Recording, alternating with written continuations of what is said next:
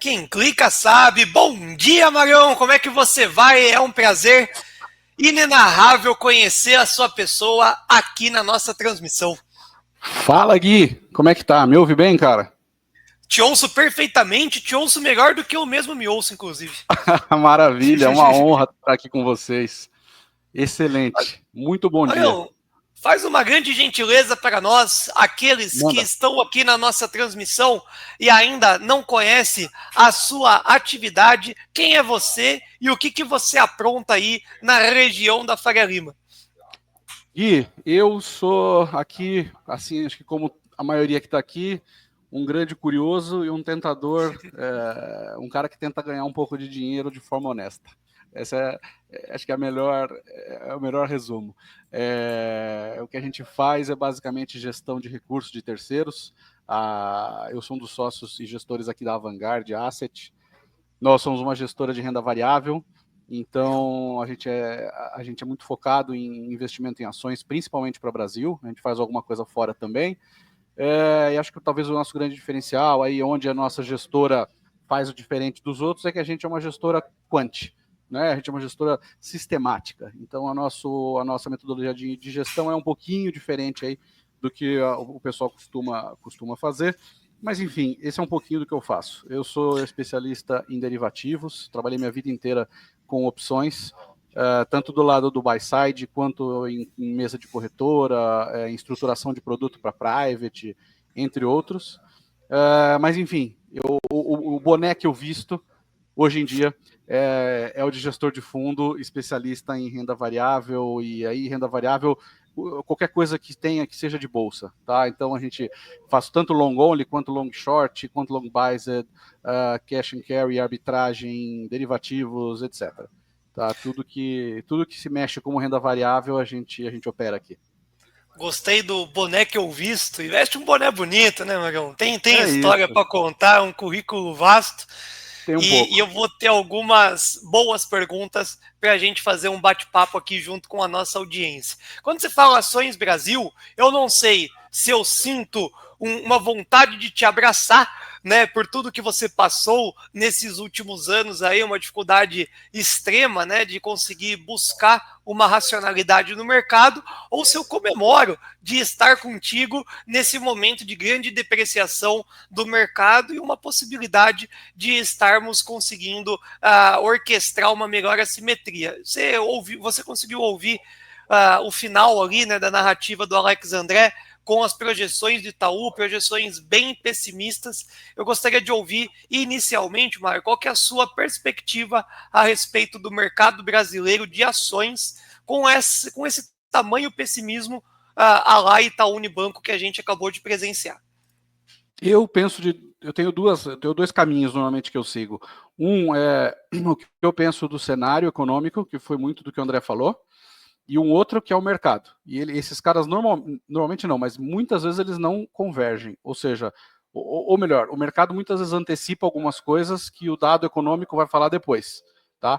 Então o que eu quero dizer é o seguinte: a gente sabe, não é novidade para ninguém, acho, que a gente está o cenário macroeconômico brasileiro é muito ruim, né? Por conta principal, enfim, não vou repetir aqui os motivos, a gente já sabe. Mas o mercado andou na frente e já colocou isso no preço faz bastante tempo. Então, eu acho que tem dois pontos aqui. Eu não acho que o Itaú seja um grande pessimista. Eu acredito que ele está no caminho certo mesmo, é por aí. As coisas devem piorar antes de melhorar. Né? A verdade é essa. Agora, você me perguntou sobre o mercado, então eu vou responder do mercado. Eu acho que a gente ainda deve ter um primeiro semestre bastante pressionado nos ativos de risco aqui brasileiros. Então, o juro não vai ceder. Né? Então, o Banco Central está no meio de um movimento de endurecimento monetário. Enquanto isso não passar, o mercado, a curva lá na frente não vai ceder. Né? O mercado não vai dar esse benefício da dúvida. Então, vai segurar a taxa de juros lá em cima. Isso vai fazer pressão, obviamente, em inflação. O câmbio, a gente já viu que mesmo com juro alto, o câmbio não cede, então assim eu não espero grande mudança na taxa de câmbio. Enfim, o que eu quero dizer é, não acho que o real vai se apreciar de volta, pelo menos durante o primeiro semestre, que é quando a gente deve ver o fim aí desse ciclo de restrição monetária. Agora, O que eu penso, sim, talvez no segundo semestre a gente deve ter uma visão um pouco mais clara, porque a gente vai estar há praticamente um ano de uma próxima rodada eleitoral importante. E eu acho que ali as coisas vão começar a fazer preço, né? O mercado vai estar olhando um ano para frente. Então ali eu acho que as coisas podem começar a mudar. Eu, sinceramente, assim, eu não faço previsões como a excelente equipe econômica do Itaú fez, né, que vocês acabaram de discutir. Então tudo que eu falo aqui, eu sou um grande palpiteiro, tá? A gente inclusive não usa isso para tomar decisão na gestão das nossas carteiras, mas eu não me surpreenderia se a gente visse a bolsa subindo esse ano 20% pelo menos, tá? Por conta disso. A gente está com valuations extremamente apertados. Poxa, não quer dizer que está barato que não pode ficar mais barato, isso é grande verdade. Mas a gente tem um somatório de fatores aí que é posicionamento técnico dos players muito leve, né? Um dado aqui curioso: a indústria de fundo de investimento, quando a gente olha especificamente para o segmento de FIAs, que são os fundos de investimento em ações, a gente está numa participação desses produtos na carteira dos investidores na mínima dos últimos 20 anos. Tá? Ou seja, a alocação em renda variável local aqui no Brasil, ela é muito, muito leve. Tá? Nos últimos 5 anos, 5 não, 5 acho que eu estou exagerando, mas nos últimos 2 ou 3 anos, a gente teve muito buyback, programa de recompra de ação, M&A, fechamento de capital, ou seja, o número de empresas investíveis na Bolsa diminuiu. E a quantidade total de ações circulando diminuiu. Isso tudo pode levar a um movimento, numa eventual busca, volta da procura por ações pelos investidores, isso pode facilmente catapultar a bolsa para cima de uma forma um pouco rápida. Tá? Você vai falar assim, pô, mas o Marião, cara, ele é gestor de renda variável, esse cara é enviesado. Pode ser, né? Então, ou seja, eu sou aquele eterno otimista, mas eu acho que o posicionamento técnico mostra isso, né? É aquela coisa, acho que você falou agora há pouco, a palavra assimetria. A assimetria, para mim, é positiva. Eu acho que tem muito menos a perder do que tem a ganhar. Gosto dessa visão e eu vou fazer uma pergunta também enviesada para que a gente possa ajudar aqueles que estão querendo iniciar ou retornar para o mercado de ações. Então, Marião, seria um cenário de vou plantar no primeiro semestre, comprar mensalmente um pouquinho, para que a partir do segundo semestre, seja por uma condução de afrouxamento monetário ou já olhando para as eleições presidenciais de 2026, com uma grandíssima assimetria que a gente vai estar, seja por fundamento, seja pelo que for, aí o mercado premiar o Brasil e a gente colocar um dinheirinho a mais do que os principais benchmarks, né? Então, superar o próprio Bovespa, CDI, seria olhar o primeiro semestre como árduo ainda, como um cenário de plantio, e a colheita seria realmente mais para o final do ano, correto? Essa é um pouco da minha opinião, e olha, de novo, você pode ver que é uma visão com pouco embasamento econômico aqui, como eu disse, eu estou aqui mais de palpiteiro, né? Eu não tenho nenhum tipo de embasamento econômico por trás do que eu estou falando, é a minha visão bem especulativa sobre um movimento de curto prazo de mercado. Eu acho que é um pouco do que pode acontecer. De novo, o mercado, os mercados, a gente percebe que eles se movimentam muito em ondas. Você tem ondas de otimismo, ondas de pessimismo. A gente está claramente numa onda pessimista agora. Né? Então você vê um monte de coisa ruim acontecendo, o noticiário, a agenda setting, né, que é proposta pelo noticiário, ela é toda negativa. Né? Então você vê críticas à condução econômica do governo central dia sim e outro também. Todo investidor que você conversa mundo afora, até o cara que não acompanha muito o Brasil, ele vai falar para você, poxa, vocês estão com um problema fiscal lá, hein? Então, assim, e é inegável, a gente realmente tem o problema, está aí. Né? Poxa, você acha que, se eu acho que o governo atual vai saber lidar com ele? Não, não vai empurrar com a barriga. Né? Porque, enfim, é o jeito que eles acreditam, eles acham que isso funciona.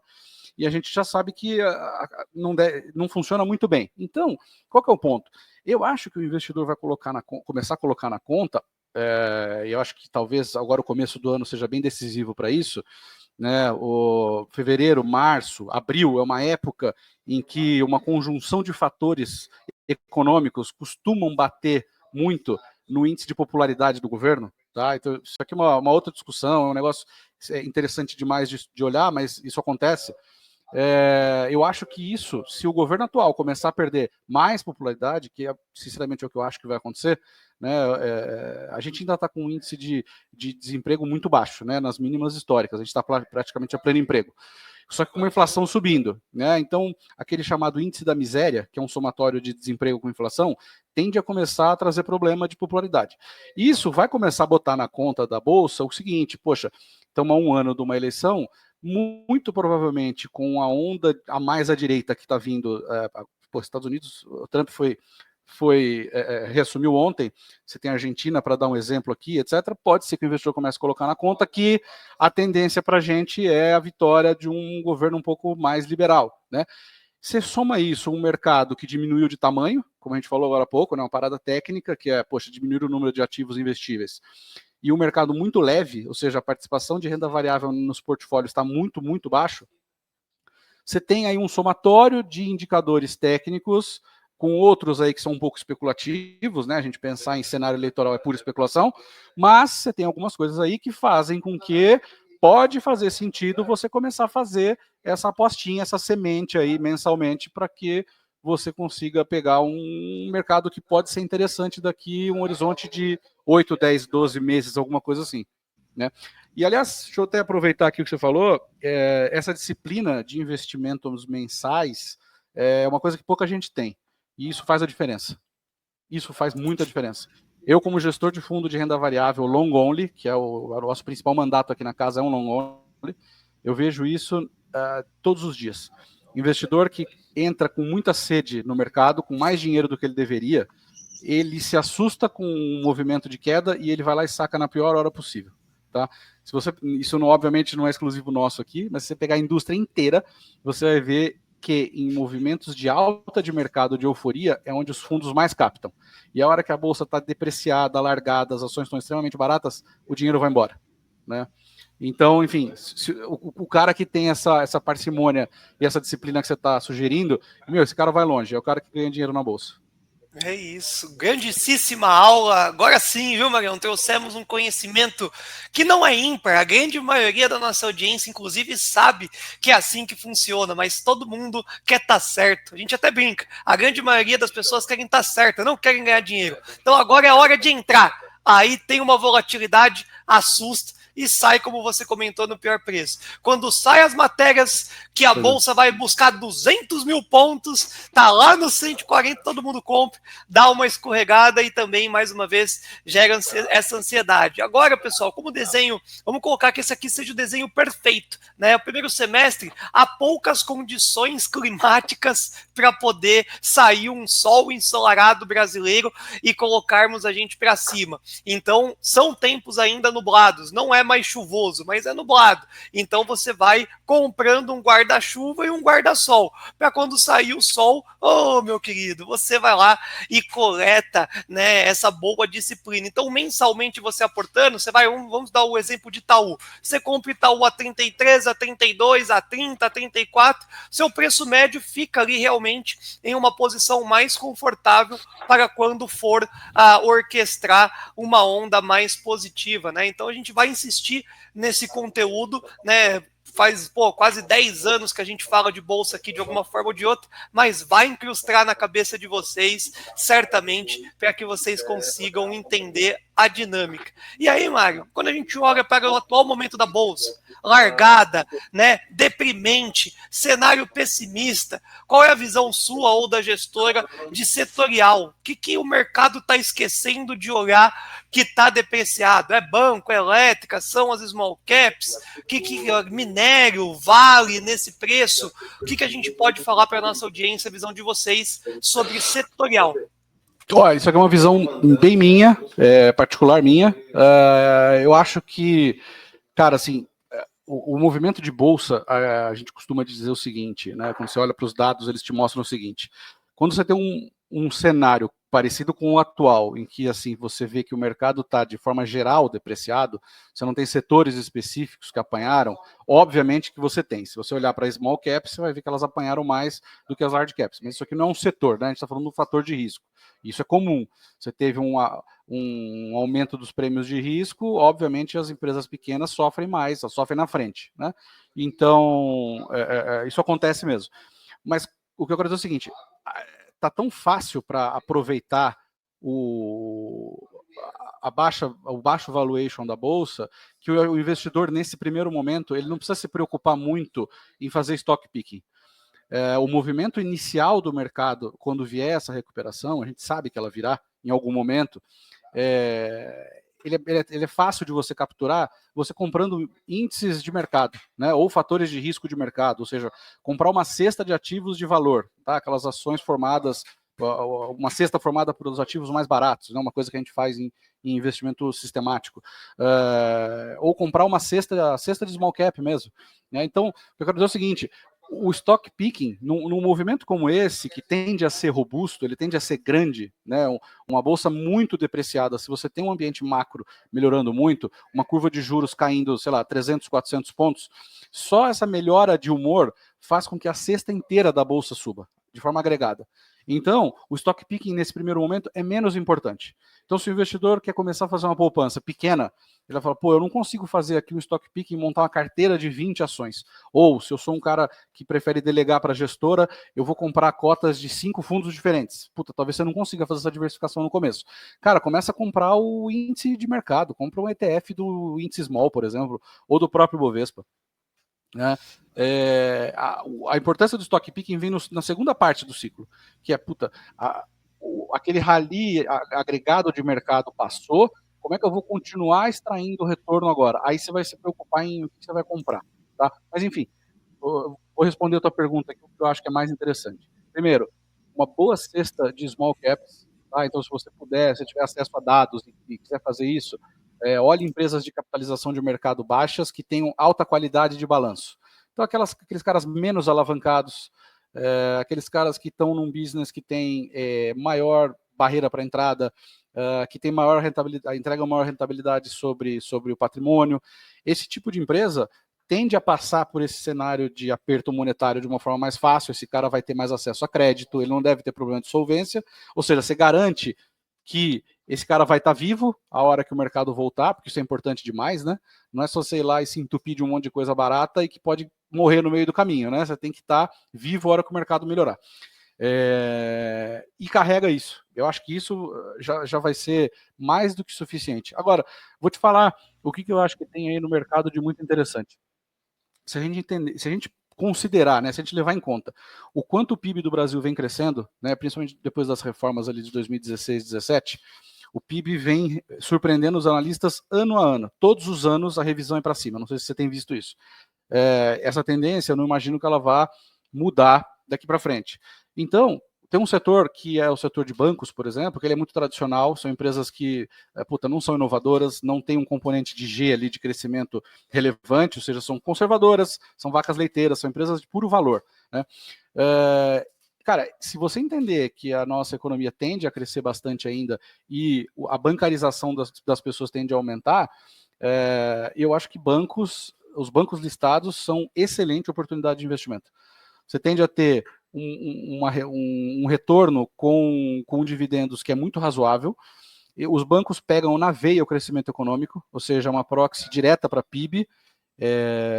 E além disso, eles estão bastante descontados. Né? Se você for olhar Banco do Brasil, você fica assustado com as métricas de valuation desse papel.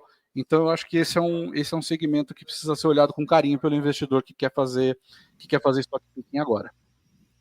Perfeito, Marião. Deu aula. E falando em aula, o Carlos colocou aqui, ó. Essas entrevistas são as maiores aulas de bolsa que eu já tive. Muito obrigado. E aí o Marcelão já coloca. Sem dúvidas, falou e disse. E coloca aí, parabéns pela experiência do Marião. E aí a gente teve já uma casadinha. Marião já pegou, tá? Monstro! Gostei, perguntou o seu arroba. E aí o Pontes já colocou, né? Que você tem o arroba Mário de Avelar. E no Instagram, no X, né? Então, no X, antigo Twitter, Mário de Avelar, e aí tem o da gestora no Instagram, que é o Avantgarde. Ó, que nome chique, é nome de Faria Lima, aí é bom demais da conta, gera aquela credibilidade. Arão, te devolvo a bola, primeiramente agradecendo, e realmente a gente intensificou aqui o papo, porque foi bom por demais da conta, gostei bastante aí da visão sua e da grande experiência. Fica aí a portas abertas para que você possa participar sempre que quiser, e o espaço para o seu destaque final aí para a nossa audiência, com bolsa, infelizmente, índice futuro indo para as mínimas intradiárias e um dólar que não consegue ceder. Esse é o trade pós-Trump nessa terça-feira, 21/1. Manda bala, Maurão, destaque final. Cara, eu acho que eu estava ansioso por essa abertura de bolsa hoje, porque ontem foi feriado nos Estados Unidos, né? E com a posse do Trump, tudo que ele falou sobre criptomoedas, etc., só os mercados de cripto abertos, bolsas fechadas, eu estava ansiosíssimo por essa abertura, mas acho que eu fiquei ansioso à toa, porque ela frustrou um pouco, não aconteceu nada demais. Mas vamos lá, cara, eu estou vendo uma coisa que tem chamado a atenção. As quedas no Ibov têm sido mais suaves conforme as semanas têm passado, de dezembro para cá, né? Então, estou falando aqui de 45 dias, mais ou menos, né? Você teve ali em novembro, se eu não estou enganado, quando veio aquele maravilhoso comunicado do que seria o pacote fiscal do governo, né? Aquilo ali disparou uma sequência de resgates nos fundos de ações pela indústria fora. A gente percebeu isso muito forte pelo fluxo, e isso parece que cessou, isso cedeu um pouco. Você vê a volatilidade implícita nas opções do Ibovespa vem caindo. Isso tudo sinaliza, ó, o otimista aqui de novo, hein? Isso tudo sinaliza que eu estou sentindo, está me parecendo que o ambiente está ficando um pouco menos hostil para a nossa bolsa. Tá? Vamos ver como é que as coisas se configuram. Parece que o mercado americano até agora pelo menos não sentiu grandes pressões de imposição de tarifa, esse tipo de atitude inflacionária que o Trump falou que ia adotar. Está tudo muito tranquilo, pelo menos até agora. Quando está tranquilo demais, a gente fica com medo. Mas otimista, cara, vamos para cima aqui, fazendo aquelas comprinhas recorrentes e esperando ver se o Ibov aí é 200 mil pontos ano que vem. Obrigado pela passagem, Maurão. Vou te trazer um dado estatístico, então. Do dia 2 de janeiro até aqui, todos os participantes, com exceção de você e mais um, trouxeram esse tom mais otimista, e é isso que o Brasil precisa, é isso que a nossa audiência quer. Muito obrigado por trazer a sua visão, inclusive um beijo do Cunha para você e para todo o time aí. Querido, obrigado. Abração, um beijo para vocês. Tenham um excelente dia. Até mais. Até a próxima. Fui! Até. A gente sabe, sua vida vai além dos investimentos. Você faz compras e com cartão XP, elas voltam como Investback. Você paga as contas. Por isso a XP tem conta digital. E no exterior, conta global. Você pensa no futuro da sua família e com o seguro XP protege o seu legado. É por isso que a XP não é só investimentos. Quem investe, escolhe XP. O impossível é só o começo.